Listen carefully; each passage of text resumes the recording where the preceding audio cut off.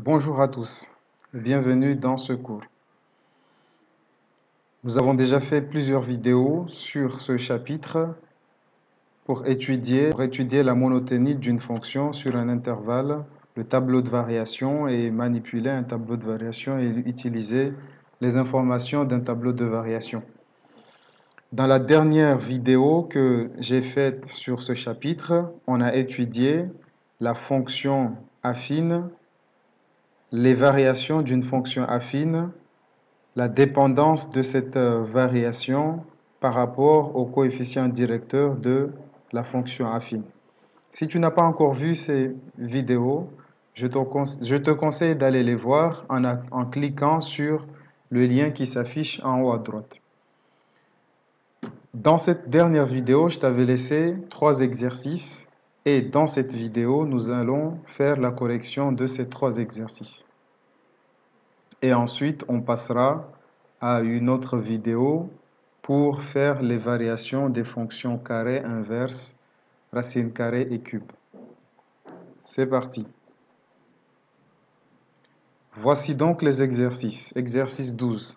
Associer à chaque courbe son tableau de variation. Ensuite, il y a l'exercice 74 dans lequel il est demandé de déterminer le sens de variation de chacune des fonctions affines définies, ainsi définies. Et dans la dernière, même question, décrire les variations des fonctions affines ainsi définies.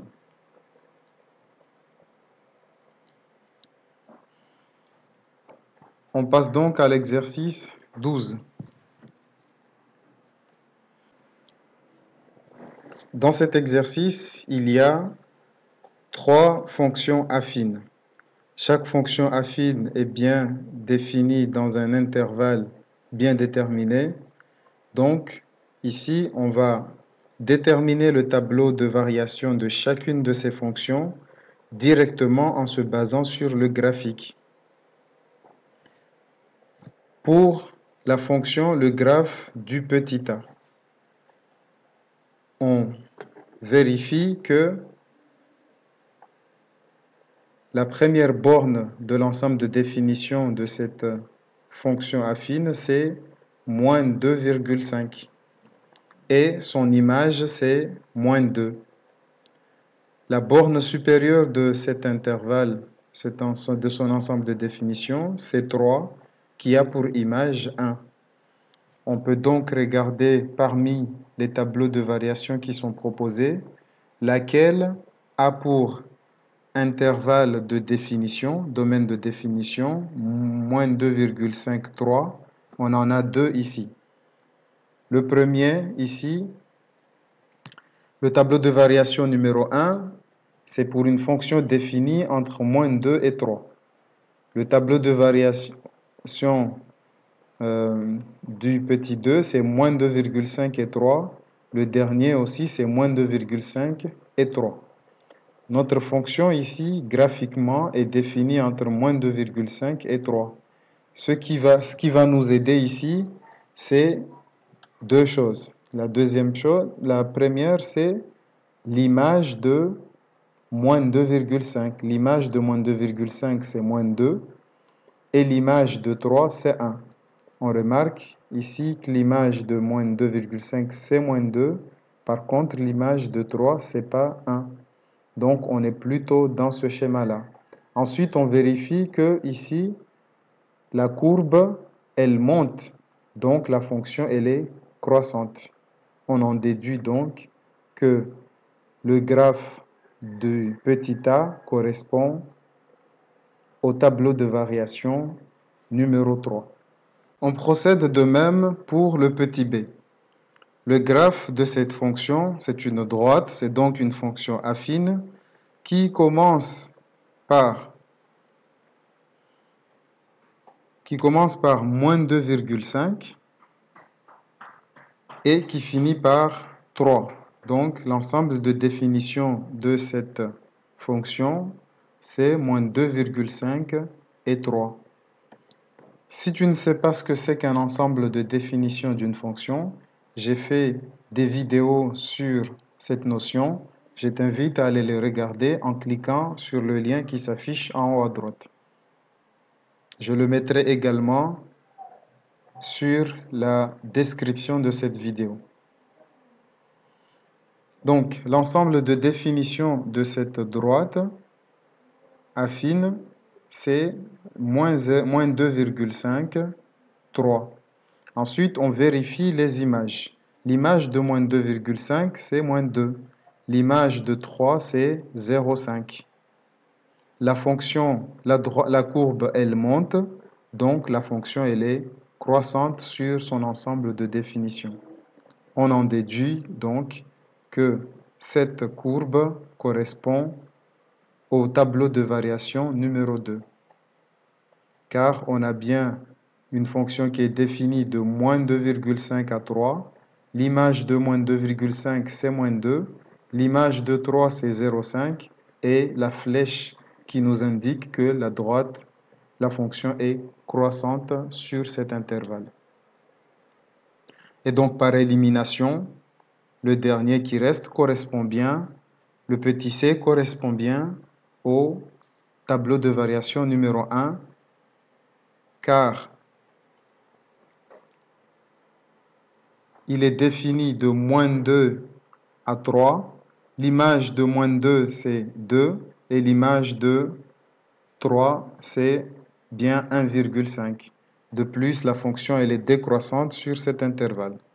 Par conséquent, ce graphique correspond bien au tableau de variation numéro 1. On a fini cet exercice. On passe maintenant à l'exercice 74. Déterminer le sens de variation de chacune des fonctions affines définies ci-dessus. On va faire cet exercice directement au tableau. C'est parti. Dans cet exercice, il s'agit de déterminer le sens de variation de plusieurs fonctions affines. Je te rappelle qu'une fonction affine, la variation d'une fonction affine dépend de son coefficient directeur. Donc, en résumé, pour réaliser cet exercice, on aura juste besoin de déterminer le coefficient directeur de chacune de ces fonctions. Je te rappelle la propriété principale à retenir dans cette partie de ce cours. Soit f, une fonction affine définie sur R, par f de x égale ax plus b, avec a et b, deux nombres réels.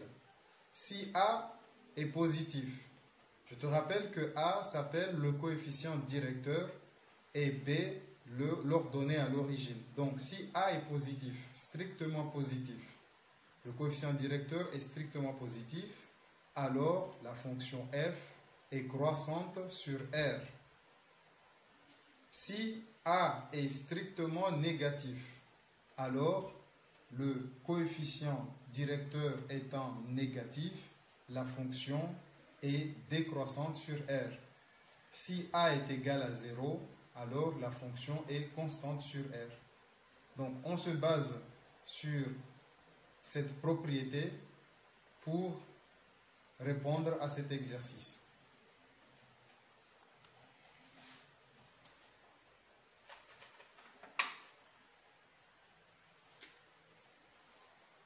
Petit a, on a la fonction f indice 1 de x qui est égale à moins 3x plus 10. Quel est le sens de variation de cette fonction?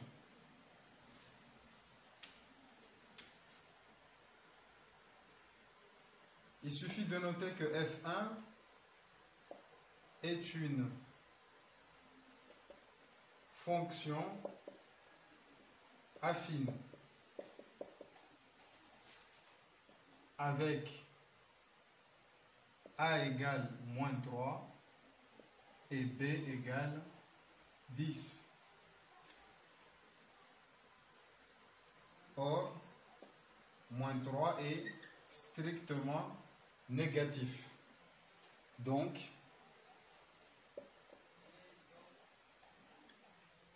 F1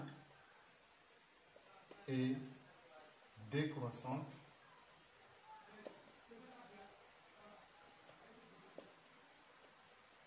sur R.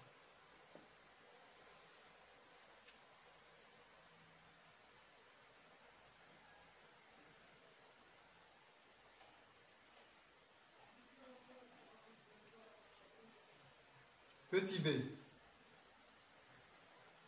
on a la fonction f indice 2 de x qui est définie par x sur 2 moins 4. Ici aussi, c'est une fonction affine, mais il va falloir la réécrire pour bien déterminer la valeur a du coefficient directeur et la valeur b de l'ordonnée à l'origine.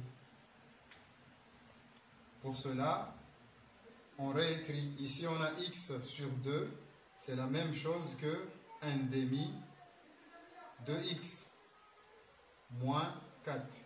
Lorsqu'on l'écrit sous cette forme, on remarque que 1 demi, c'est la valeur de a du coefficient directeur et moins 4, c'est l'ordonnée à l'origine. Donc, f indice 2 est une fonction affine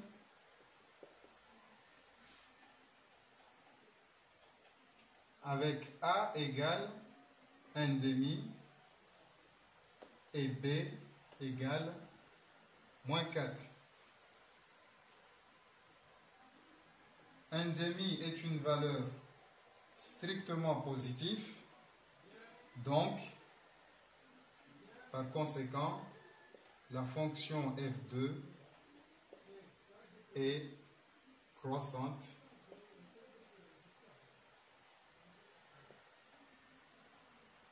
sur R.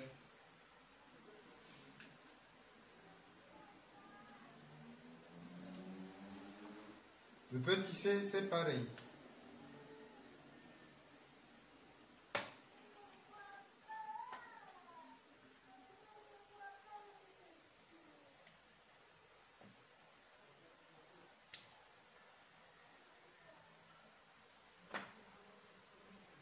Donc, petit c, on a la fonction f indice 3 de x définie par moins 3 plus 2x. Il suffit de le réécrire, son expression, en commençant par 2x moins 3. Et tout de suite, on se rend bien compte que f3 est une fonction affine avec a égale 2 et b égale moins 3. A égale 2, 2 est positif, donc la fonction f indice 3 est croissante sur R. Pour le dernier,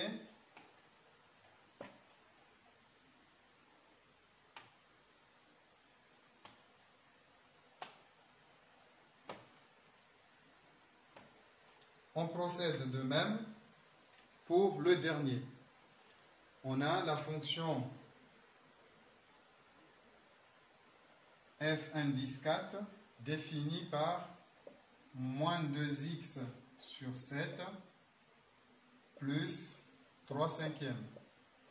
On va juste la réécrire, la redéfinir pour bien dégager le coefficient directeur et l'ordonnée à l'origine. C'est donc égal à moins 2 septièmes de x plus 3 cinquièmes. La fonction f indice 4 est une fonction affine avec a égale moins 2 septièmes et b égale 3 cinquièmes. Or, moins 2 septièmes, c'est une valeur strictement négative. Donc, la fonction f indice 4 est décroissante.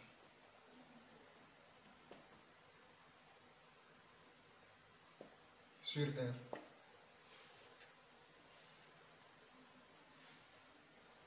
CQFD. Ce qu'il faut retenir, c'est que pour une fonction affine, pour déterminer la variation d'une fonction affine, ça va très vite. On s'intéresse directement à son coefficient directeur.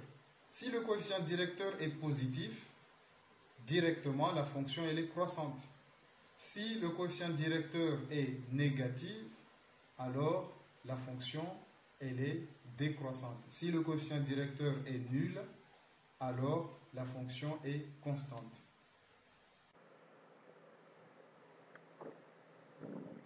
Pour finir, avec l'exercice 75, décrire les variations des fonctions suivantes. On va faire cet exercice au tableau. C'est parti.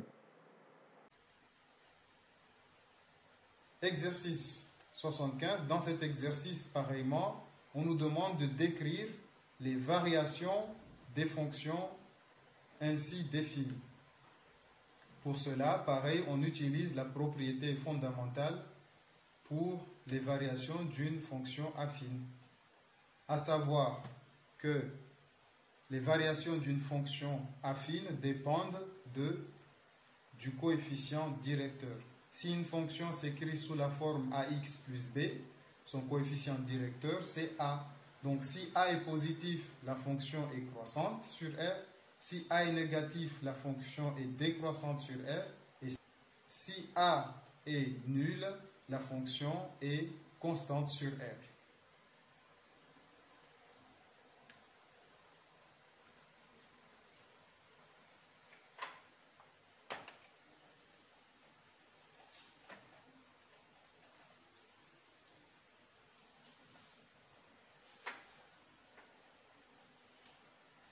Donc, le petit a, il s'agit d'une fonction f de x définie par moins 2x plus 13. Cette fonction est déjà de la forme ax plus b. Donc, on le voit directement que f est une fonction affine avec a égale moins 2 et b égale 13. Ça se voit directement car la fonction est définie sous la forme ax plus b. On reconnaît directement ici la valeur de a et ici la valeur de b. Pour déterminer la variation de cette fonction, maintenant, on s'intéresse à la valeur du coefficient directeur ici. Moins 2 étant strictement négatif, donc la fonction f est décroissante.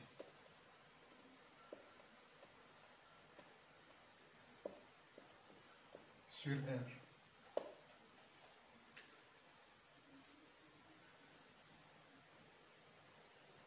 Petit b,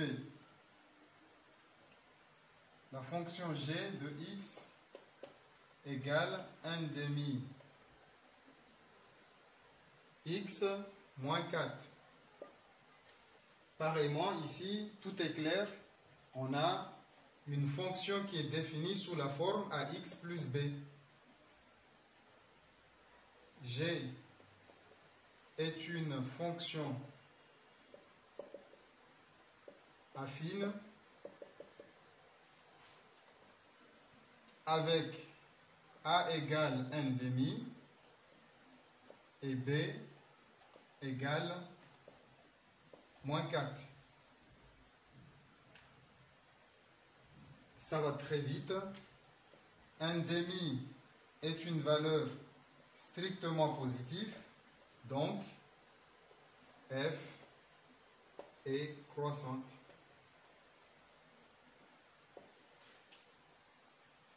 sur R.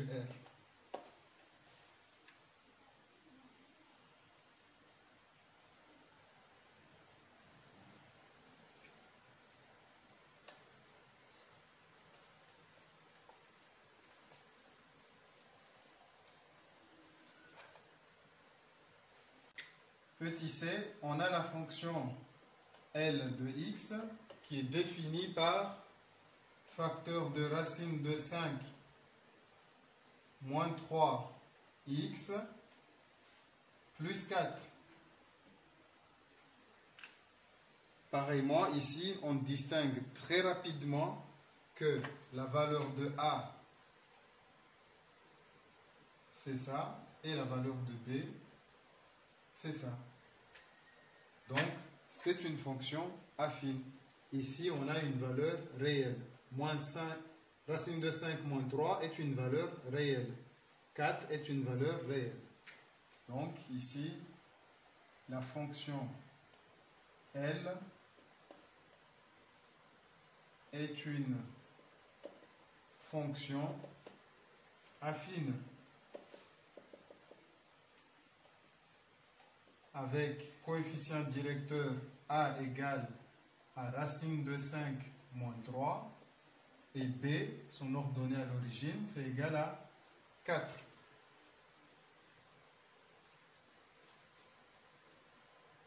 Ensuite, on se pose la question de savoir racine de 5 moins 3 est-il positif ou négatif?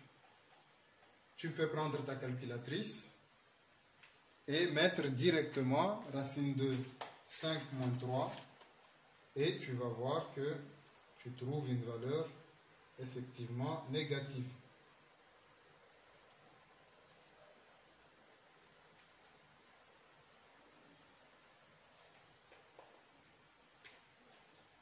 Racine de 5 moins 3 est strictement négative, donc la fonction L est décroissante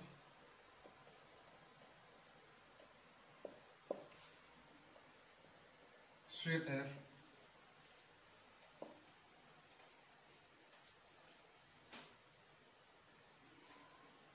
Petit d, c'est la fonction j de x définie par moins 7x moins 5 sur 3. On ne voit pas à vue d'œil la forme d'une fonction affine, à savoir f de x est égal à ax plus b. On ne le voit pas directement ici, donc il faut aller le chercher en réécrivant l'expression. Donc ici, c'est égal, il suffit de distribuer le 3 puisque c'est un dénominateur. Donc c'est égal à moins 7 tiers de x moins 5 tiers ici. Et tout de suite, on a quelque chose de la forme ax plus b. Donc la fonction j est une fonction affine avec a égale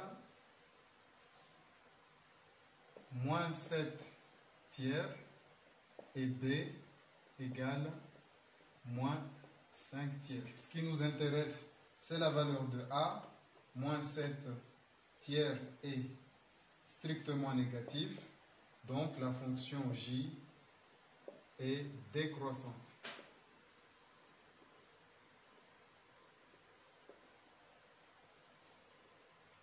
Sur R.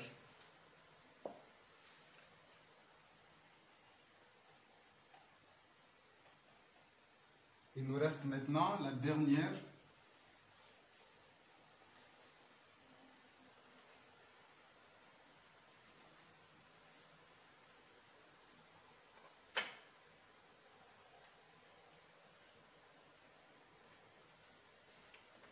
Petit a, il s'agit de la fonction m de x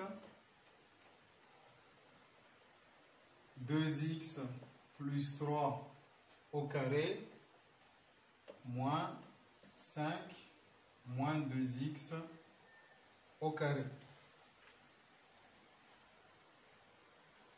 De même, ici, on ne voit pas directement l'expression d'une fonction affine. Donc, il faut développer et réduire, ce qui nous permettra peut-être de voir que c'est une fonction affine. Alors, on développe en utilisant l'identité remarquable. Ici, il y a deux identités remarquables. Les trois identités remarquables sont réunies ici. On peut voir ici a carré moins b carré. On peut a plus b au carré ou bien a moins b au carré. J'ai fait une vidéo sur les identités remarquables.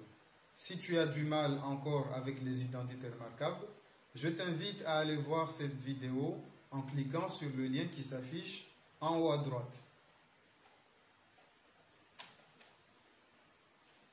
Donc ici, il y a les trois identités remarquables. Il y a a carré moins b carré. On peut utiliser celle-ci pour factoriser, puis développer et réduire. Ou bien on peut développer d'une part cette identité remarquable et d'autre part celle-ci, ensuite réduire en calculant les éléments de la même nature. Quelle que soit la méthode que tu vas suivre, tu auras un bon résultat. On va procéder d'une part cette identité remarquable, ensuite celle-ci. Donc, on développe cette identité remarquable, c'est 2x au carré plus 2 fois 2x fois 3 plus 3 au carré moins. Alors, lorsque je mets moins devant une parenthèse, je garde la parenthèse car lorsqu'on multiplie par moins, les signes changent. Ici, je développe cette identité remarquable également. Donc, ça me fait 5 au carré moins 2 fois 2x fois 5 plus 2x au carré. Et je ferme la parenthèse. Je calcule les éléments de la même nature. Donc ici, 2x au carré, je distribue le carré. Donc ça me fait 4x carré. 2 fois 2 fois 3, ça fait 2 fois 2, 4. 4 fois 3, 12. Donc ça fait plus 12x plus 9. Ensuite, ici, je calcule en même temps, je développe le moins. Le 5 carré, c'est égal à 25, ça devient moins 25. Le moins 2 fois 2x fois 5, ça devient, en développant le moins, plus 20x. 2 fois 2, 4. 4 fois 5, 20. Plus, le plus ici, lorsque je développe le moins, ça devient moins, donc moins 4x carré. Ensuite, je peux simplifier en faisant attention et en calculant les éléments de la même nature. 4x carré moins 4x carré, ça se simplifie. Ensuite, j'ai 12x plus 20x. Ce qui fait 32x, 9 moins 25, qui fait bien moins 16. Et voilà, on s'est ramené à quelque chose de la forme ax plus b. À partir de là, on peut dire que la fonction m est une fonction affine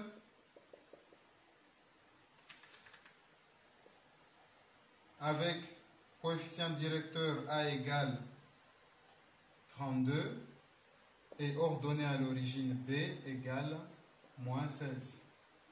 Ce qui nous intéresse, c'est le coefficient directeur. Ici, il est positif. 32 étant strictement positif, on en déduit que la fonction m est croissante.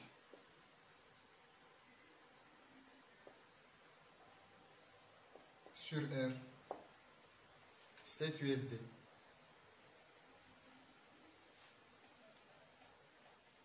On a fini l'exercice 75.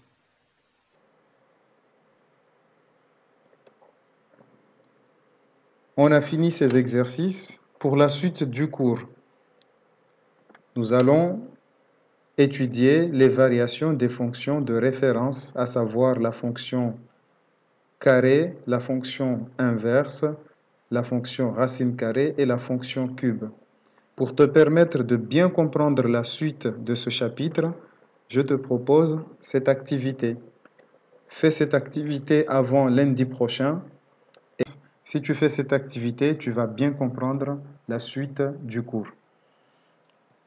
Donc le but de cette activité est de tracer les tableaux de variation des fonctions de référence. Je te souhaite bon courage. Merci d'avoir suivi cette vidéo. Je te dis à bientôt. N'oublie pas de partager cette vidéo à tous tes camarades.